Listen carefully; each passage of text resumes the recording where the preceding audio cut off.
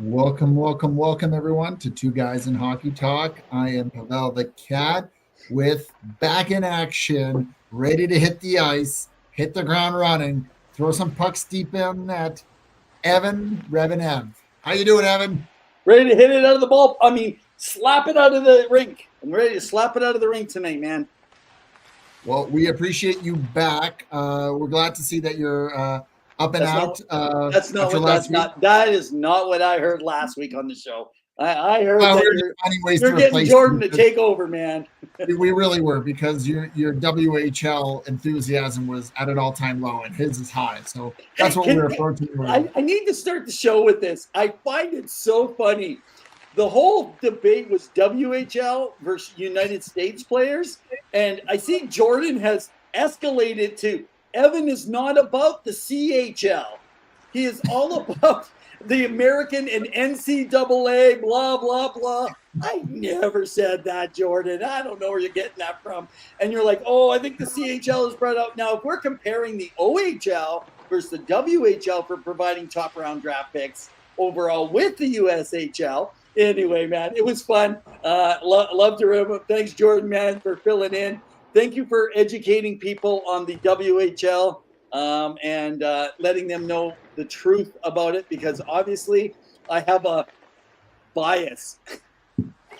You do, but that's okay. But you guys, we are here back every Wednesday night, as you know, 7 p.m. Mountain Standard Time. We are on Facebook, so give us a follow. Give us a follow on YouTube. We try to put out content all the time. We have a website where we get articles up on the daily, sometimes on the weekly, depending on our writers and what they're writing. We got Grant Cummings writing all things Boston. We've got me with our weekly updates, always something, and our former guests are on there. And remember that we are also on Twitter/Instagram, so make sure you check us out. We always love hearing from you. You guys bring the knowledge. You guys tell us all the things, and it's what makes this show super fun. Now, Evan, you missed a lot in the last 2 weeks. And just like the political cycle in the US, it's constantly turning in the hockey world. There's so much going on. So I wanted to get your thoughts first, starting off with the big trade. Now, we're a little bit behind, but we've had time to digest. We've had time to kind of absorb. I wanted to know about that three-way trade between the Colorado Avalanche, the Carolina Hurricanes, and for some reason, the Chicago Blackhawks. We know Rantanen has headed over, a big star, over to the Carolina Hurricanes. What? No, it's such a joke of a trade for Chicago. I'm laughing already, and I feel, guys, if you're a Blackhawks fan, I'm already sitting with you. Like, I almost peed my pants, man, listening to that trade. And Carolina walks away with like everything. And you know, I get what's going on, but out of the debate for Rantanen, the guy confirmed what 11.75 confirmed. He told Elliot Friedman. Elliot Friedman's already come out and said if he stayed, everyone was like, Evan, he can't make more than McKinnon. He can't. And I'm like, listen, even if he makes the equivalent or just below the percentage of the cap, you can't wait 2, 3, 4 years later and say, well, nobody can make more. They just can't make more against the cap on the percentage. You know that when you sign 3 years earlier, it's going to be different, or 2 years earlier.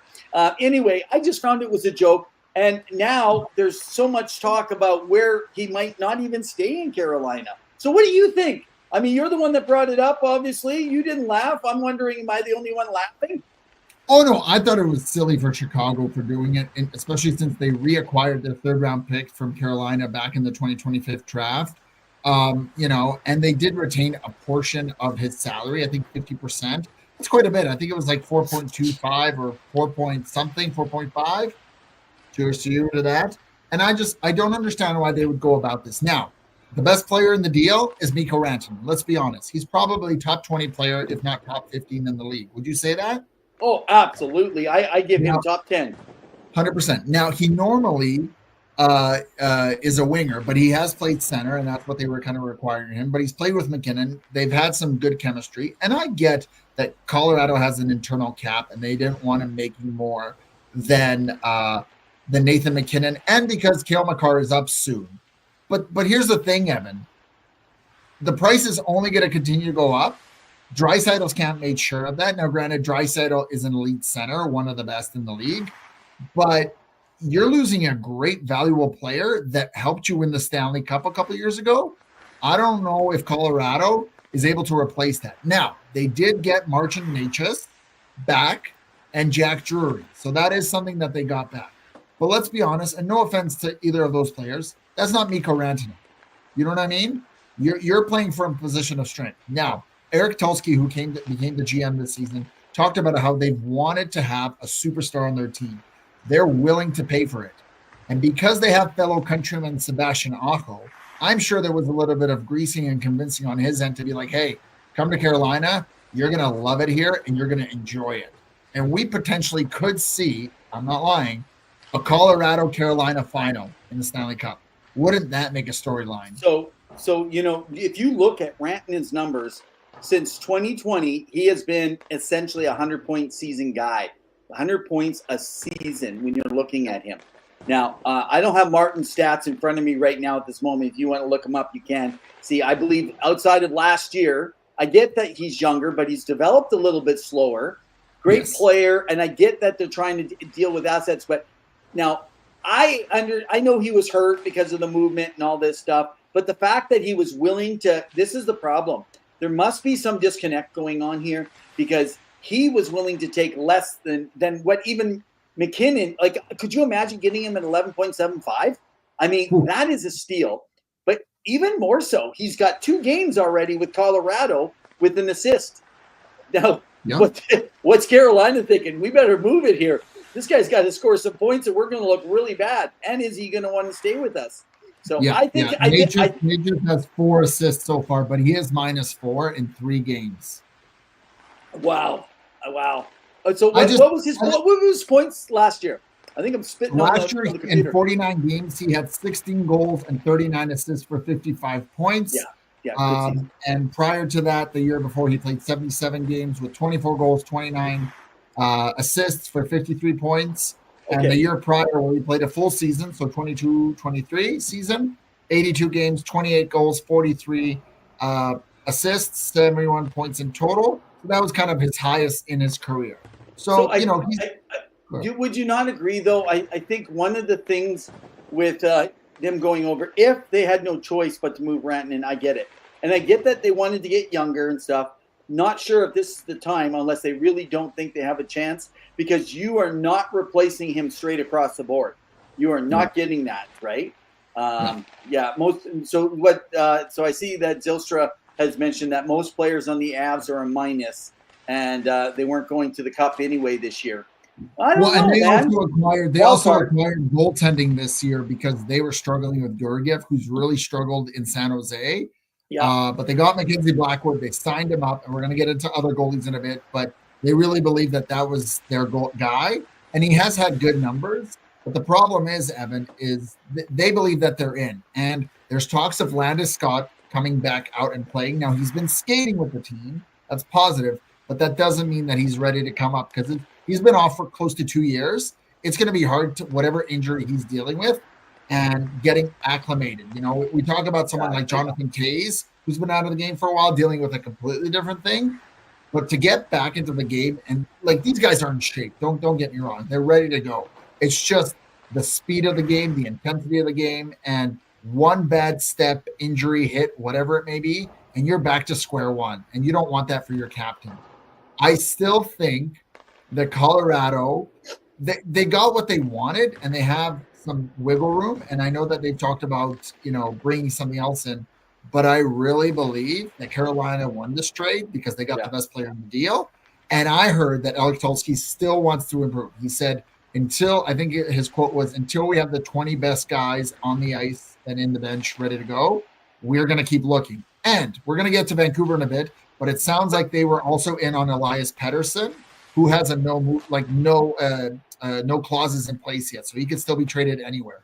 Okay, so before we do, there was also potential rumor, and why don't we just throw a little hint out there? We're hoping, we're not going to give you the name right now. We're hoping next week, potentially next week or the week after, we'll talk more about it. We'll see what's coming up about the possibility of Rantanen signing in Edmonton if he doesn't sign with the Carolina. What would that mean? Now, I know a bunch of Oiler fans are going to be wetting the bed tonight. I'm sure they're going to be so excited. Don't expect it to happen. It's going to be a high chance he's going to resign, I'm sure, because he's with a countryman. He's going to be in the U.S., all that kind of stuff. Yeah, I disagree. I didn't think he was going to leave Colorado. Well, it's not his fault. That was nothing to do with him, though. He would never have left. No, but they didn't re-sign Jake Guentzel, even though they tried to. And he ended up but that was Jake. But no, what I'm saying is they tried to. But I believe the difference is Jake Guentzel had already planned to go to the free market. Rantanen hadn't made that plan. Rantanen was planning on staying. So if he finds a place that he thinks can make a push, and he's excited and working with his fellow countrymen, and thinks that he can finish his career there, I see him doing it. I agree. I think there'll be some finessing done from Sebastian Aho. They have a good system. That team is always solid through and through. They haven't. I mean, I believe Aho is their highest paid player, and he's making 9.25. Right? Isn't that correct? So, they know how to work a cap. But again, hey, I see. Yeah, go ahead. I was going to say a player of Rantanen's status is something the Carolina Hurricanes have wanted for a while, and they got it. I think in the end, it was a huge trade. It's probably the next closest thing that we saw, and it wasn't in season, was the Matthew Tkachuk for Jonathan Huberdeau trade. Of course, that was in the offseason, but, it's still a pretty big trade, and I'm sure fans got their delight because it was wild. It was unspoken, and both Jordan and I talked about it last week. We didn't think that Ratner was going. We really thought he'd sign maybe for 12.5 to 13 with Colorado, and they make it work. But we'll see how it goes. We wish both players or all players in this. Now, Chicago. I see right now you got Zill up there, and Zill has got her jealous hate on, I see, for McDavid. Talking about McDavid going other places? Come on. Just like you said, Draisaitl was going somewhere. I know you really the amount of people I it. thought say Draisaitl would go somewhere else. Can we just admit, Zill's calling in from Chilliwack, trying to rep the Vancouver Canucks and all the great work they're doing. So let's move over and talk about Vancouver then. Oh, okay. So Jim Rutherford did an article or did an interview, and he kind of came forth about some of the tensions between JT Miller and Elias Pettersson and just some of the things happening. And it seems like this dynamic where both players have kind of argued or not gotten along, both on and off the ice, has gone on for a while. And as much as they've tried to kind of nip it in the bud and fix it or deal with it or address it, it doesn't look like it's fixed. And it looks like they're going to need to change something up. And so they're now trading from a position of weakness because they've revealed all their cards and said, this is what's happening. We can't make it work. We may trade both guys potentially, although they prefer to keep one of them. And it looks like JT Miller's more the one that they're willing to trade, even though he has a no movement clause. And I think Rangers are the only team that he's willing to go to. And Elias Pettersson, who again, they could still trade. He's a 26-year-old, former 100-point player center who you can build around. You have some good pieces in Vancouver. If you trade this away, Evan, Vancouver fans are going to be upset. They're not going to be happy. Now, I did go to the Vancouver game with my brother-in-law last week versus the Oilers. And I got to tell you, the body language on the bench and with the players on the team, they just look sluggish. They just looked, and I get that it's mid-January or close to the end even, and that it's tough, but you got to show some emotion.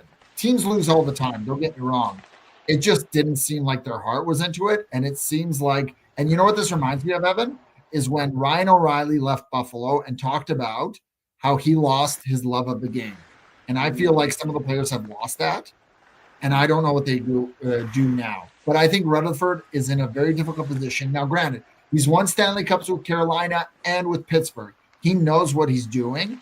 He knows how to approach this. But I don't know. I looked at it as that this was not good to air your laundry, dirty laundry out in public, because now maybe that first-round pick that you wanted from another team, like Buffalo perchance, because I know they talked to them about Bowen Byram and Dylan Cousins, maybe now it's a second-round pick. Maybe it's a conditional. Maybe there's something else, right? Why would they throw you, as Elliot Freeman likes to say, why would they throw you a life preserver when they could throw you an anvil when you're drowning?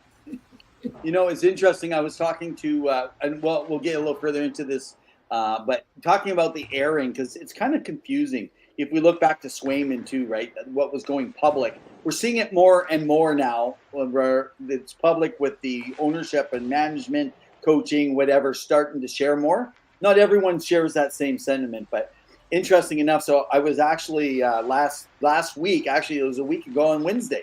I was talking with an NHL scout, one of the pro scouts, and in his conversations, he said he believes what's happening is they're getting tired of being handcuffed when they talk to their players and deal with stuff.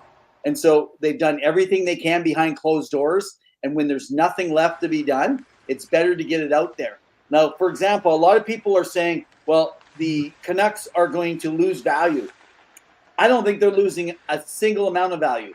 They're not so pressed that they have to make the playoffs otherwise and to take a loss. They will work with both those guys to continue until they get the price they want. That's my understanding. And Rutherford, in his past, he doesn't give in to like just letting players go unless they're washed up. And neither one of these players are washed up. So I wonder, number one, if that is true, that they could be potentially they're getting tired of. And it sounds like there has been a lot of discussion for these two guys around the room. And obviously it came out that it's official when Rutherford doesn't hide it. He goes, yep, that's it, right? That's the beginning of it. But it sounds like what's happened is there's some other players potentially that have kind of been backing different guys. Now, I don't know what that looks like or what it is. And Team Pedersen, yeah.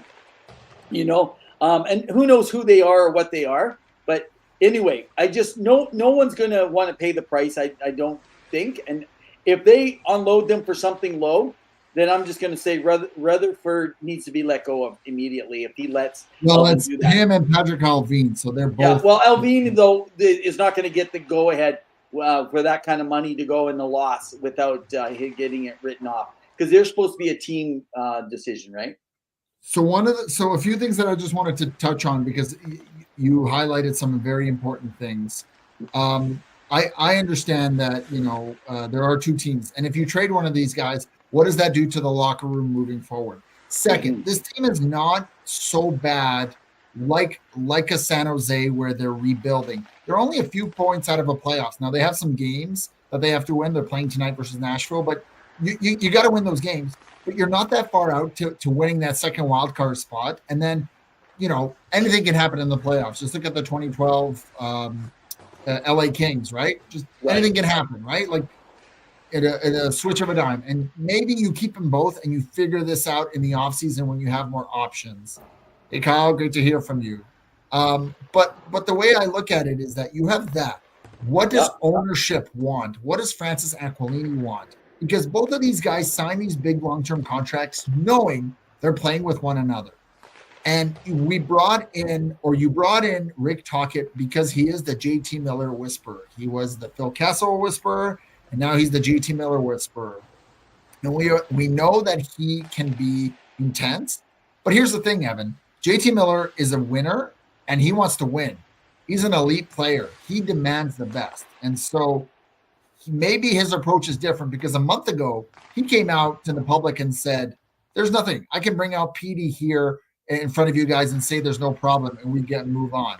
And maybe to him, he doesn't see a problem, right? Or maybe that time off was completely something different. But the way I see it is you still have an opportunity to do something here, but I really believe that they need to figure it out because it's causing the Vancouver fandom a lot of panic and a lot of stress. Yeah. That's all I hear.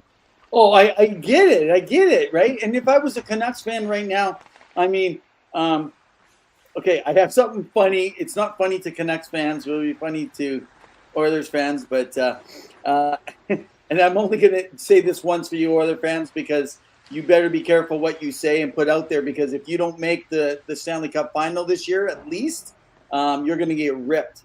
But I do want to just say that I feel for the fans right now of the team. They've been so close. Like last year, the way that things were being built and they moved. Now it looks like they could get, changing, getting rid of Lindholm, letting him move, Zadorov was a tough loss, but for what he's really paid off in Boston, He doesn't look struggled great. in Boston. Yeah, and Lindholm has struggled in Boston with all that money. So it looks like it was well spent. Better to go with DeBrusque and go with even a Desharnais or something on a week, basically a cheap man's Zadorov, around it.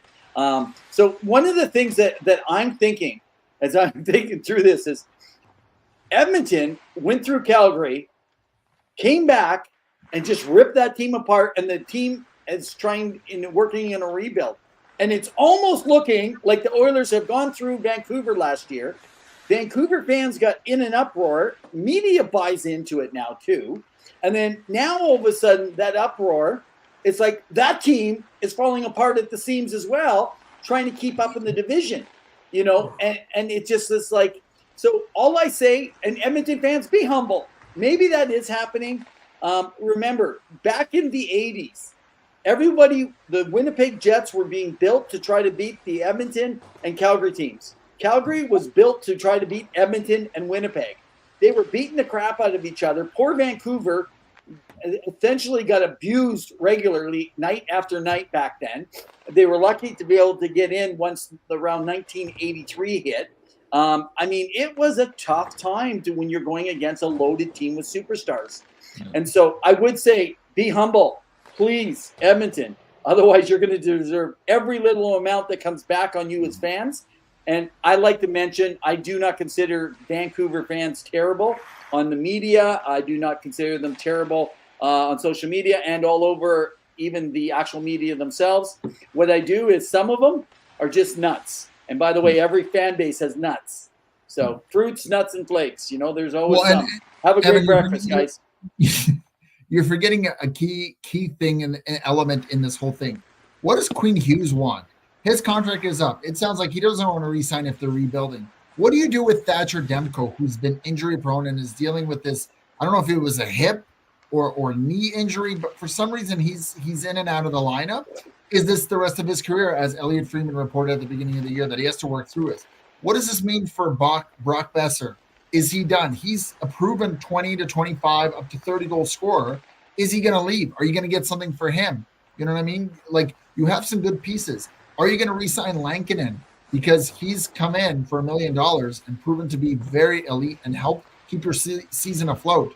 What does it mean for the rest of the team? You got to make some big decisions. You got to figure all that out. And remember, Brock Besser is a very beloved guy. His story is beautiful. I mean, I know he lost his dad, but he's been a great pillar in his community. Great U.S. hockey player, as you like to say, USHL. University of North Dakota. The guy has talent. Jordan hates him, man. But the way it looks is like you got to make these decisions, not just about these two guys, but something else. And if you're looking for a second line center, perhaps you go after a Bennett who out in Florida and needs a new contract, right? Like, what's going on, right? Zylstra says Demko's starting to look like Freddie Anderson. I agree, right? So is it going to be enough? Go ahead. Well, and you know what? It's not going to – I don't know. That's why I feel for Canuck fans right now. No team fans should go through what they had to do to get to where they were and then have the team starting to fall apart. And right now, I actually saw – I think I saw that earlier. Zylstra was talking there you go. I think I have her – yeah, the worst thing to happen to the Canucks. I actually disagreed, Zill, originally when you brought that up. But now it's starting to look like maybe age is catching up or something, or – he thinks that he did it with Carolina, he did it with Pittsburgh, but he left Pittsburgh a mess after he traded everything away, and that's why they haven't been able to recover since. I actually think you need to move Rutherford on, take him right out of the franchise, and you also, some of you won't like this, you got to get rid of Tocchet. I'm sorry, but Tocchet, I think, is a struggle because of why he demands the team to play certain ways, and I think Tocchet has been the worst person for Pettersson in putting up his numbers and doing what he wants. And I think that Tocchet is a pro JT. Now, this is just opinion, by the way. No one shared that with me. I'm going by observations and what I watch and just reading between the lines. And Zill's right. Like, Demko is starting to look like a Freddie Anderson. But I kind of talked about this, when we talked about a goaltender coming back from that kind of injury. And in fact, almost no goaltender has gone through what Thatcher has gone through with that part. When you're dealing with anywhere in your legs and your knees and your joints, So it's very tough to be able to deal with. Now, before we get to this next team, which I'm going to tie it in, it's interesting that Vancouver somehow only wins on Saturdays. They won last Saturday, which is Washington Capitals. And, Washington is an elite team, one of the best right now. And we're going to get into them because there's news out of there. But also, the prior Saturday, they played Edmonton, and they beat Edmonton with that questionable suspension call, which we never got your thoughts. I'd love to get your thoughts, Evan, quickly on what that was. But really, if you tell them that they're playing a Saturday, even if it's a Tuesday night, or tonight it's a Wednesday night, maybe they'll play like they're going to win. So your quick thoughts on that suspension, because I want to get to the signing that Washington did. I was just tweeting, so I threw up a post here. I put Demko, King Penguin, trade. So anyway, which suspension we talking about? Sorry, I think I know Connor McDavid's for 3 games. Oh, yeah. So if we come back to that, if you guys go back, check us out. You can follow me at REV on Twitter, as well as at hockey_2 for Pawel. So both for Rev and the Cat, you can catch us both there. However, what I'd like to make note last week, and you can check on my DMs. I have no problem talking about it. I have no problem, first of all, with Garland doing what he did. I have no problem. It's called gamesmanship, and you can do what you want, but there should be a penalty for it. That's the problem. And because you're frustrated, if I'm a player and I'm playing the game and the refs aren't calling the game, and literally you took me out of the game and the refs aren't doing anything, you're going to make me angry. And I will do something that I shouldn't do because there's emotion in the game, and he cross-checked him in the head, right? So he gets suspended. He deserves a suspension. No Oiler fan says he doesn't deserve it. No Oiler fan is also saying Garland is this big bully or something. They're just saying he clutched and he grabbed and he pulled a Brad Marchand or whatever you want to call it. He played the game. He did exactly his job. But the refs sucked, and they did it again and again at the most vital moments. When why would Connor McDavid want to tussle with someone in the last seconds of a game? So first of all, how many will he get? 1, 2, or maybe more? Who thought? Then you got Tyler Myers hitting Bouchard. Bouchard's his arms are down, his stick's down, and then it's like, boom, right. I mean, good thing he had a visor on, literally right in the face, and knocks him back flying, and that was no dive, and he gets the same amount of games. Yeah. So here's the thing: you want to give McDavid 3, fine. I totally disagree. It's 3 because he's done things before. Give him 2. If it had been a first-time offense, 1, but 3. Okay, if you're going to do it to set motion, that's fine. Player safety, but start doing it for other players too, not just because you're not protecting your stars to play the game that everyone pays to come see. And then the second thing is Myers gets 3 only. Maybe he needed 5. That guy's been suspended how many times before? It's just and he does this to players. He's tall.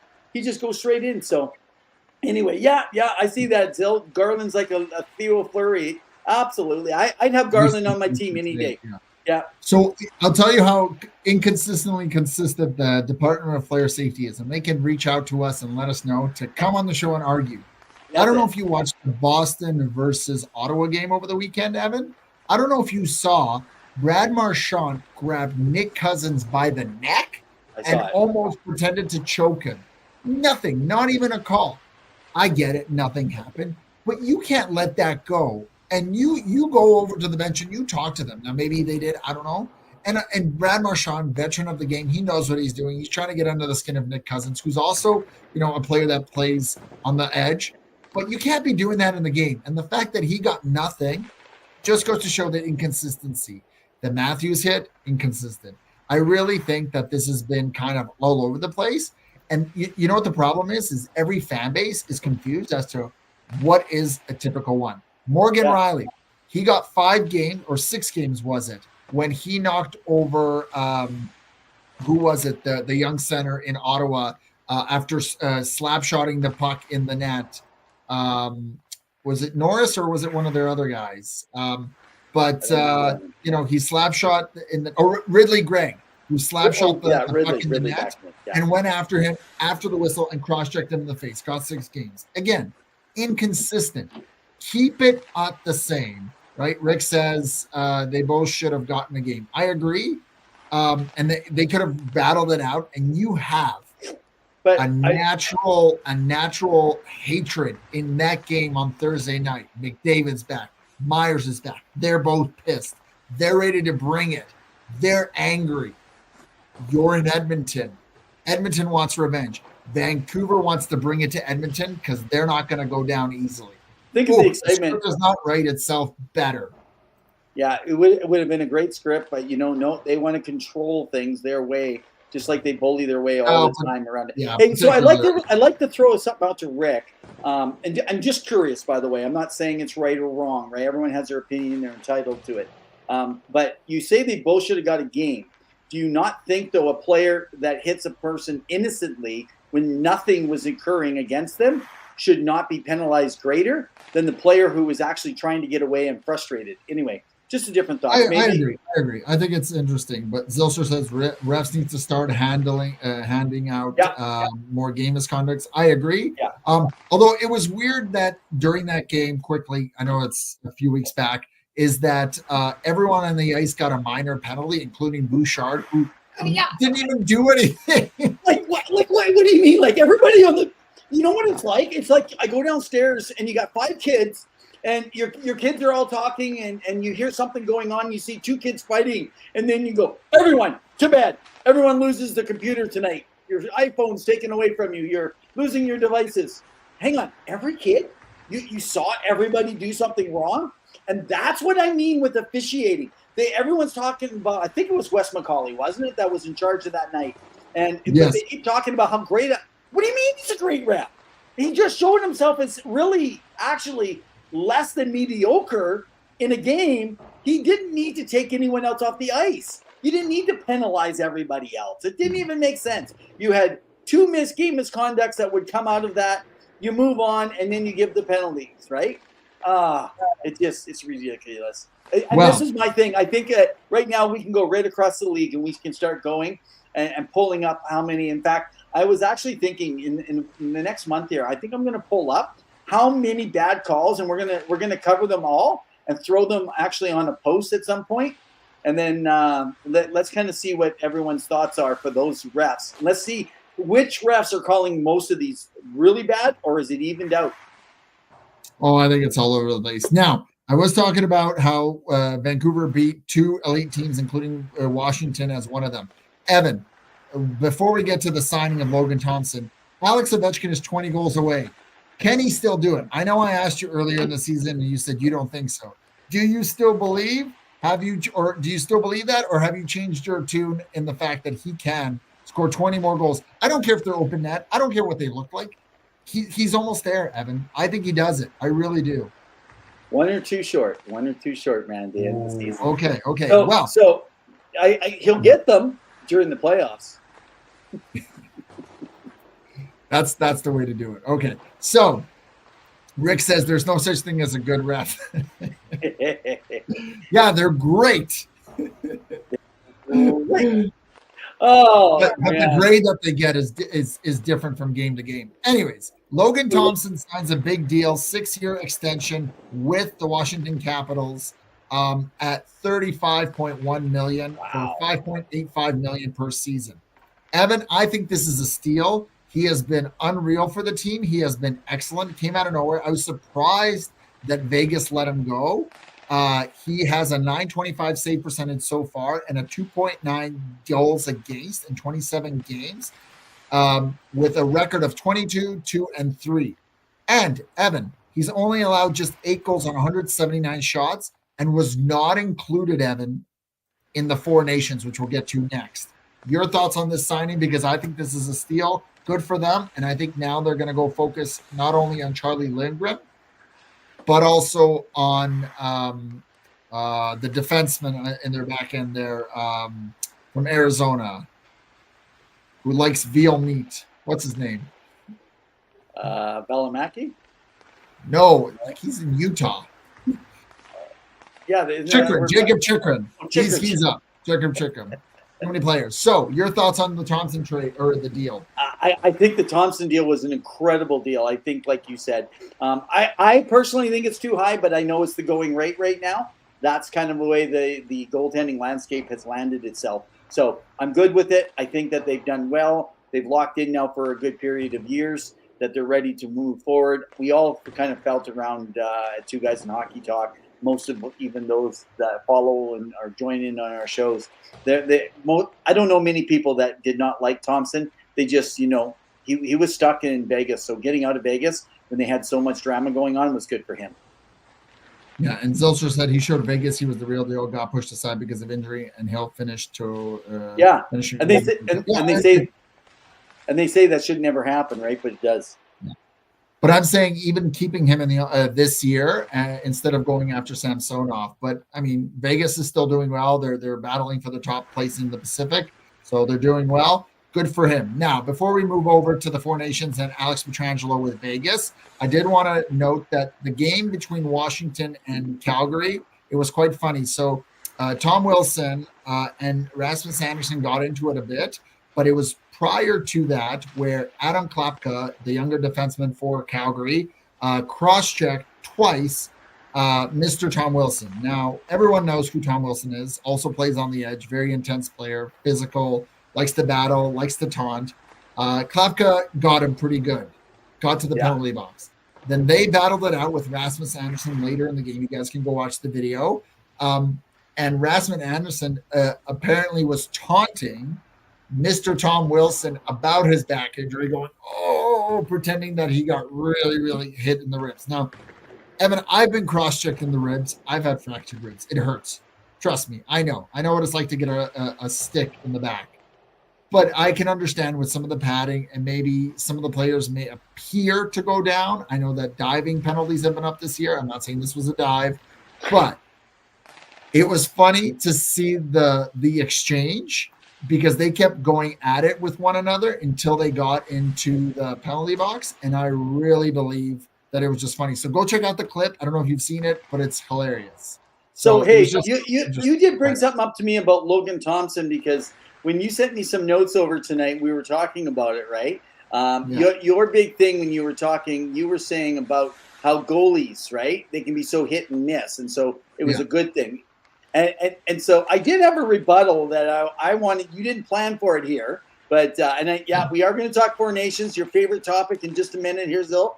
We'll rip on it maybe even. I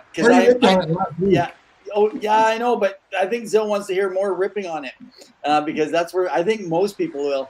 Well, we're going to take a few minutes just to talk quickly around it. I got my woohoo, and I'll tell you why I'm excited, and I'll tell you why I'm not looking forward to it at all. But anyway, so you talk about a hit and miss, and I get this all the time with goaltenders. They say, well, they're voodoo, they're this. Go back to an article I wrote over at Two Guys in Hockey Talk. Read about what I said about voodoo, but this is nothing about voodoo. You guys don't get hockey because you look at a player that's a goaltender and you have these expectations up here that they must have perfection because their only job is to stop a puck. Yet there's 25 to 40 pucks coming at them a night with terrible defensemen that go off of them half the time. They're screened half the time. And then you're mad because they're going in and their save percentage and stuff. Now, I also watch for those things. And I look for those curves because I do follow goaltending. But can I just say this when we talk about hit and miss? If you're one of those people that think with goaltenders and you don't know what you got, and one night they're good and next night they're not, I want to take you to some just stats and think about this. What about Valerie Nikushin? He showed promise early, and he went through this long scoring drought before he finally finds success later. How about Jonathan Drouin, right? He's this highly skilled player with offensive potential. He struggles with injuries and consistency. Anthony Duclair, Pavel Brendel. We go back to Radek Bonk, his son Oliver Bonk's playing, who is now drafted by the Philadelphia Flyers. He's playing right now with London. Now, I can go on. We can go look at other players. We can look at the Boston draft pick. Same thing. They were good, but what happened? We look at Patrick Steffen, Jesse Pugliarvi, Neil Yakupov, Edmonton. There's two of them right out there with you.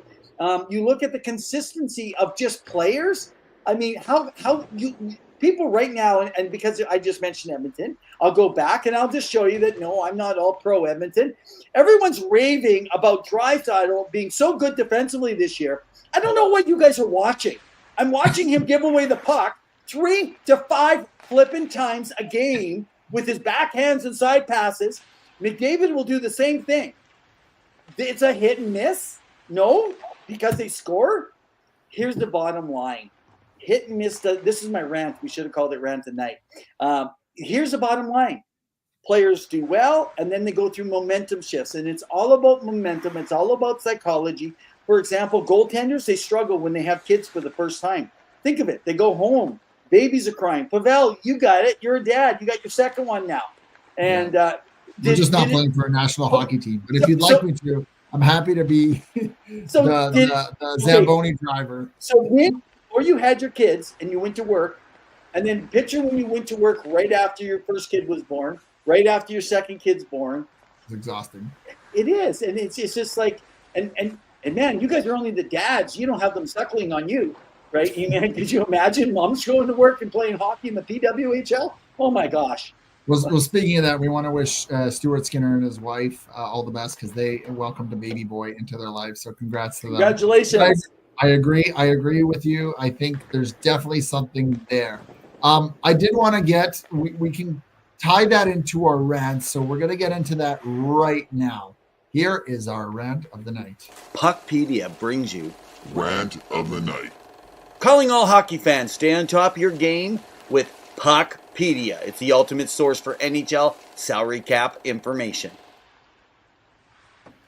Now, I know you went into a bit of a rant, but my rant that I was going to talk about tonight is Alex Pietrangelo and the NHL and the fact that the Vegas Golden Knights have no consequences. Alex Pietrangelo has no consequences for not playing and opting out immediately out of the Four Nations to recover from an injury, allegedly nagging injury, so that he can prepare for Vegas for a deep playoff run after, Evan, he played 24 minutes a night 2 nights ago.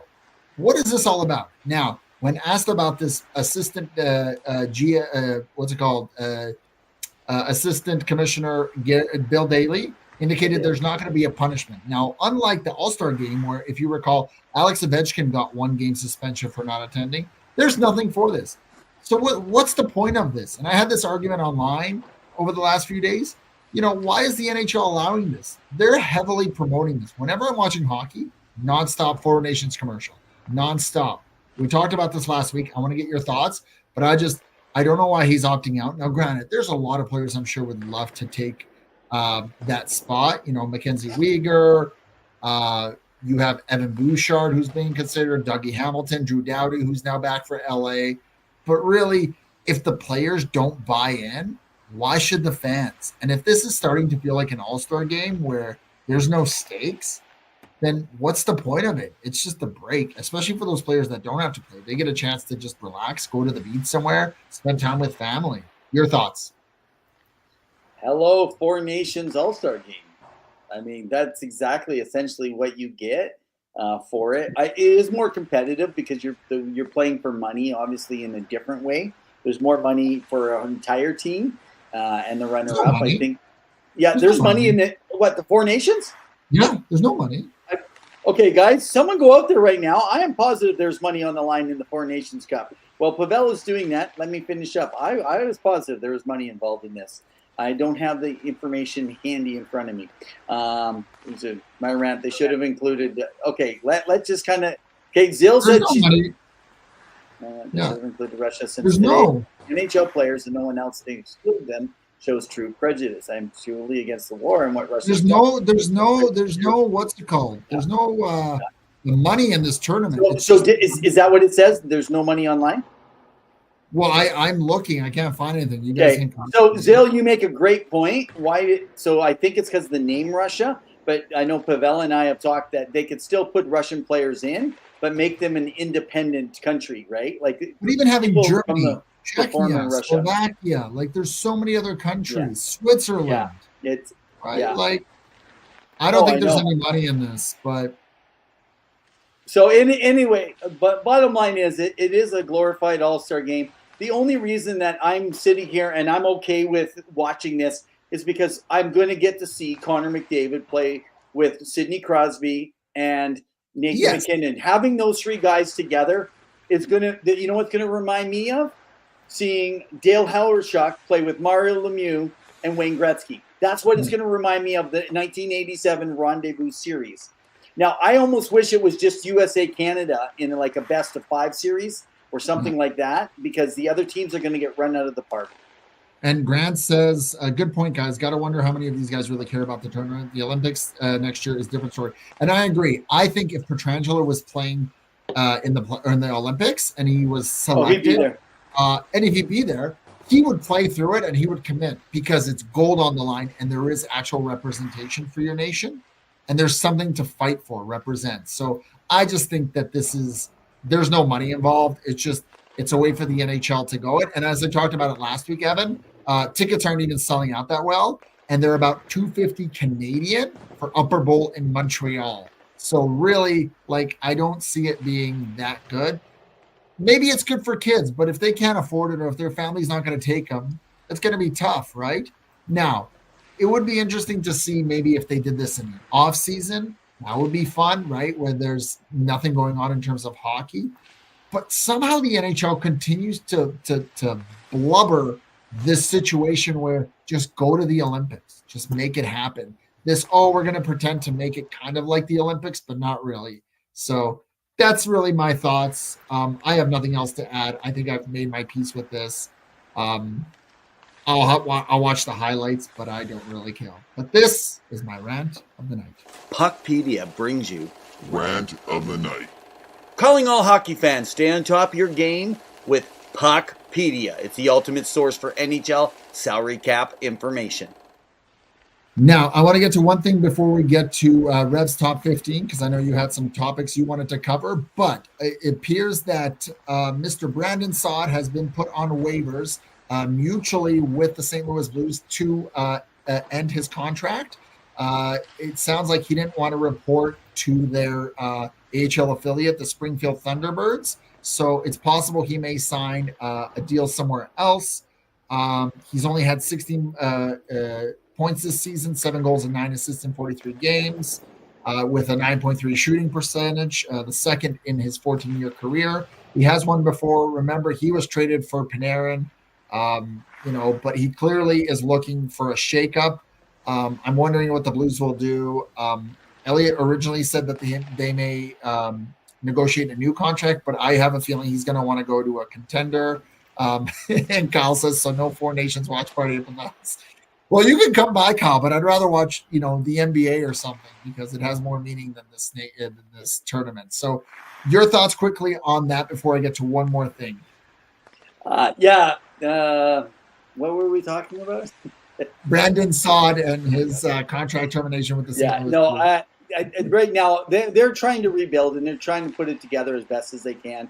It makes sense. Doug is sitting there saying, hey, we got to give these other guys a chance. Let's see where they're at. Let's move on from the money if we can take off and just continue the rebuild. The older guys aren't getting it done. I get it. So, however, hey, Brandon Saad has been someone who's wanted to play in Edmonton. So let the rumors start, man. He could be your trade deadline. They keep getting players who no one wants to head to Edmonton because they want to play in Edmonton. On my car would do that, and then they want to come to Edmonton. So everyone wants to come to Edmonton, but it seems to be guys that get kicked off their teams or are being waived or get bought out. But do you really realistically think the Blues make the playoffs? Because I think when we talked at the beginning of the season, they weren't in our playoff bubble, even a wild card. So it's definitely interesting. We'll keep an eye on it. And finally, before we get to the Revs Top 15, it was announced today that Utah, the hockey club, is down to 3 names. The Utah Hockey Club, the Utah Mammoth, and the Utah Wasatch. I don't know if I'm pronouncing that right. You guys can correct me. Wasatch. I like saying it. Now, you wanted to touch on this because there was something. Wasatch. I think that's an indigenous name for Sasquatch, I think, isn't it? Okay. Maybe. I don't know. But you wanted to touch base about something about the name?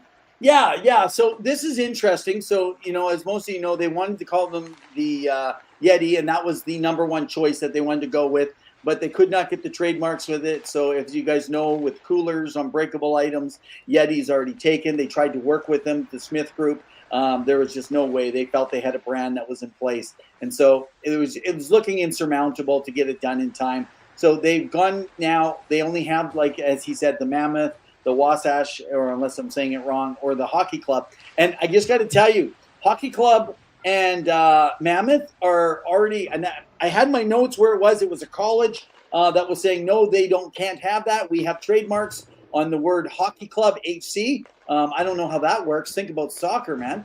And then they also have on Mammoth, and they also have it on Mammoth, which is kind of interesting. I kind of wish they go back to the Outlaws. I like the idea of the Utah Outlaws, or even the Ramblers or something like that. But Kyle, go ahead. Yeah, go ahead. No, go for it, man. I was going to say to Kyle, who's watching and tuning in, big Boston guy, do you mean Yeti as the name, or is that a delicacy out in Boston where they're at?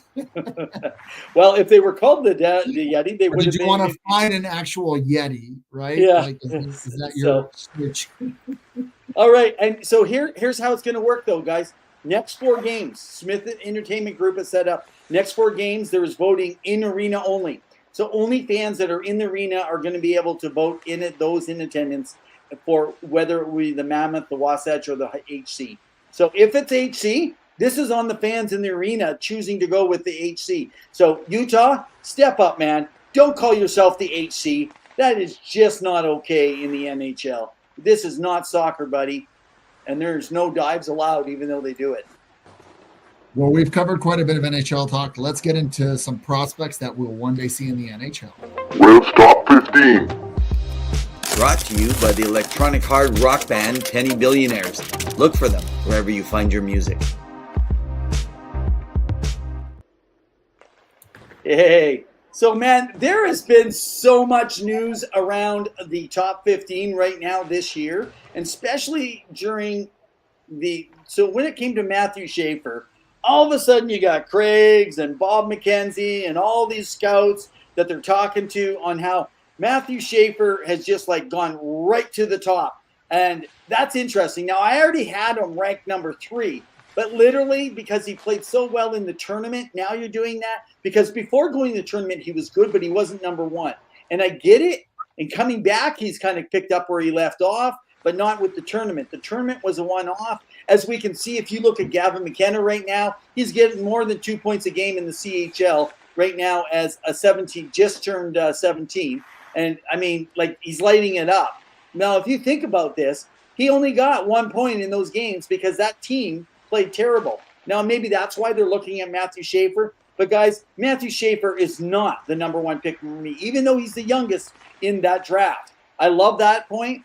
But let me just say this. Michael Misa, they missed out by not putting Michael in there. He still continues to average a 2-point game. And so I'm going to tell you, if it wasn't for James Higgins playing such a good tournament, I would have said, I'm going to take him out of number 1. But then I watched him in his return back to the NCAA and who he's got to play against. And he hasn't done it for me. So, guys, are you ready? I'm about ready to make a big shift. James Higgins is dropping to number 3 on my charts. I am taking Michael Misa as my official number 1, Matthew Schaefer as number 2, and number 3 is James Higgins. And Porter Martin has not really returned. He struggled with the team as well. I thought maybe he comes back, and he's not really performing up to. So I am going to keep Roger McQueen. I'm going to keep him at 5 just because he's going to be back soon here. We're only probably about 3 weeks away from his return. I have Victor Eklund still at 6, and I do have Rybikin. Now, he is the Russian who's going to be, and I've just slaughtered his name. I don't know why. I just didn't enunciate it well here, guys. But number 8, I am taking Frundell. Yes, I am taking Anton Frundell. So Frundell is going to be my guy that I'm looking at when it comes to, I guess you could say, the guy who's going to take the center role in some team. The guy is 6 feet. He's 196 pounds, and he's playing well. He's playing well. I was a little concerned about his start to his year, but I liked what I've seen. It's his injuries I always worry about, but he does make difficult plays with consistency, and he skates well, competes well, dynamic puck skills. So I love his shot. He's working off. Now, remember, he is playing over in Sweden, but he has played really well. He's, right now with Hockey Elvenston, with Desjardins of IF, he's got 10 points right now in 19 games. Remember, these guys are young, very seldom in Sweden. And it's not like he's oversized with it. So Frindell comes in for me at number 8. And can I just say also Landon DuPont, he's going to be a great player. I know some people are starting to feel he might be generational, but be very careful with that. I get it. He's 15 coming in, and but he has dropped off some. It's hard for a long season, but generational players are not affected by long seasons. And so even with Gavin McKenna, I haven't quite yet called him the generational player. And I guess I would have expected more regardless of his playing time during that time with Team Canada.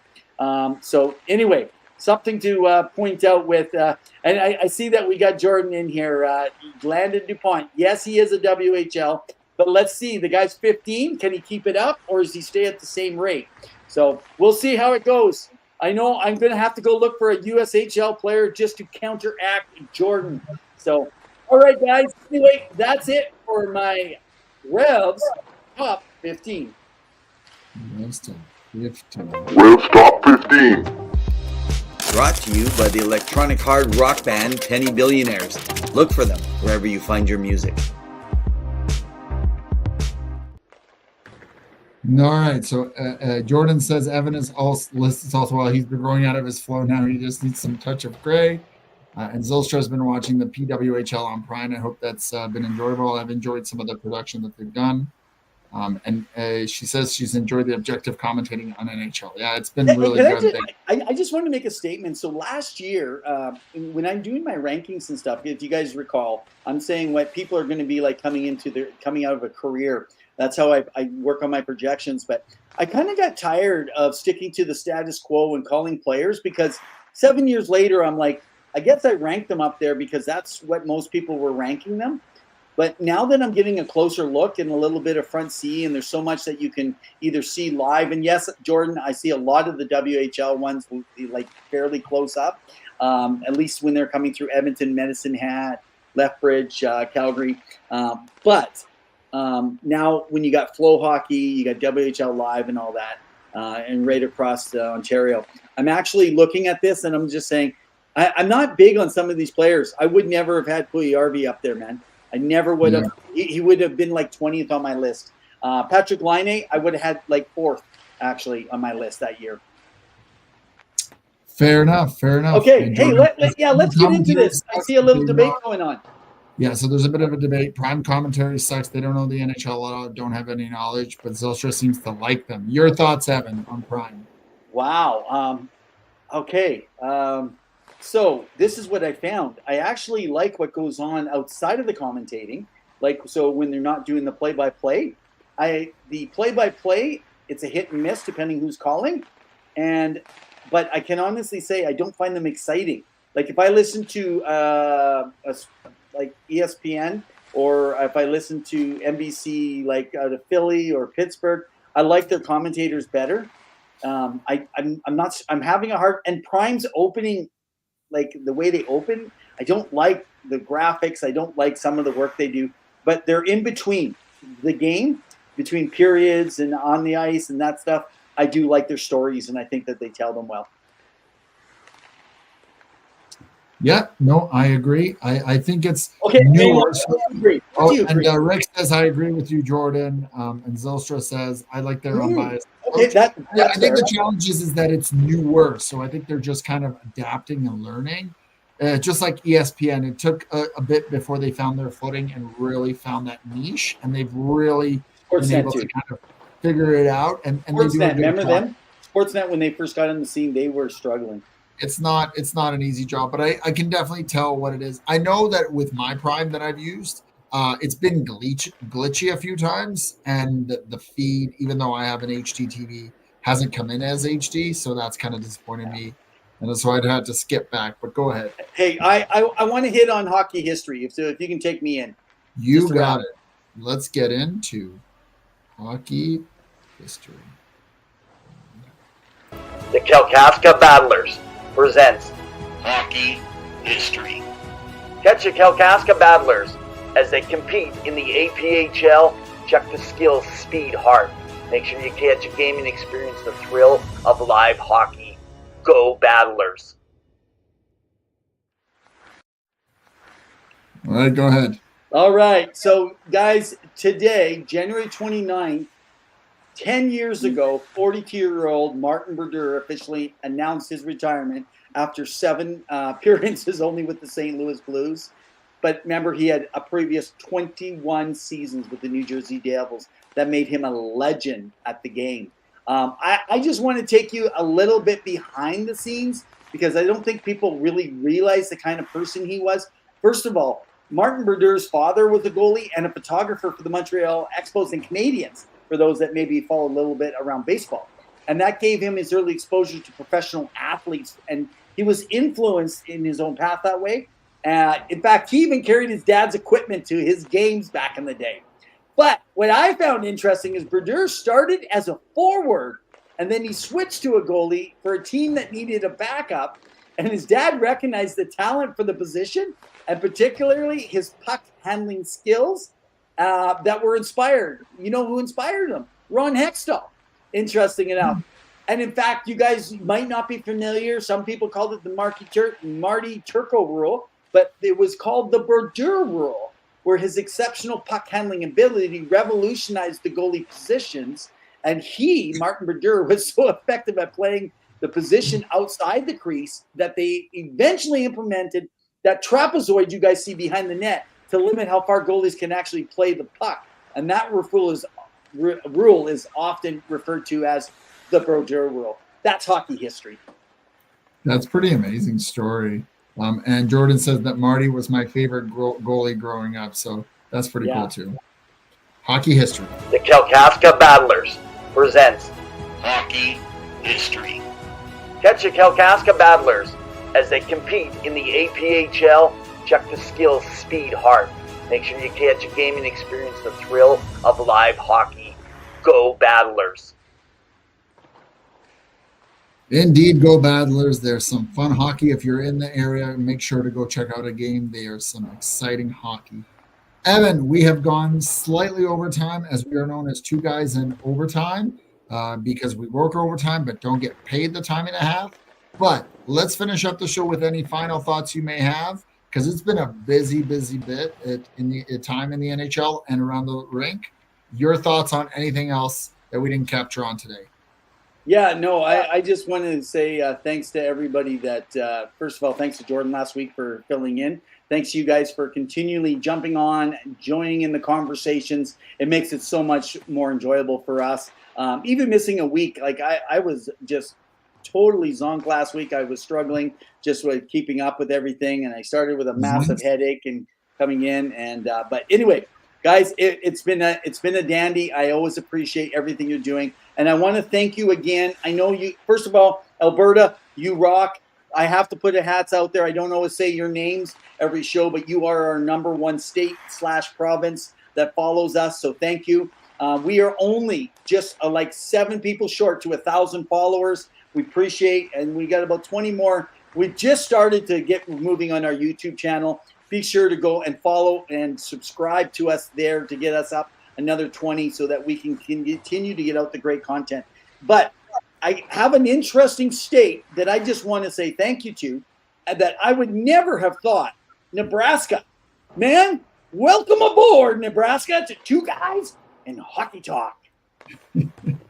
That's great. And I appreciate everyone tuning in. It's always been a fun. Remember, we are here every Wednesday night, 7 p.m. Mountain Standard Time on Twitter, Facebook, YouTube, Instagram, and we have our website. So give it a follow. All our former guests are on there. Our articles, latest, greatest, whatever you need. We got you covered in all things hockey.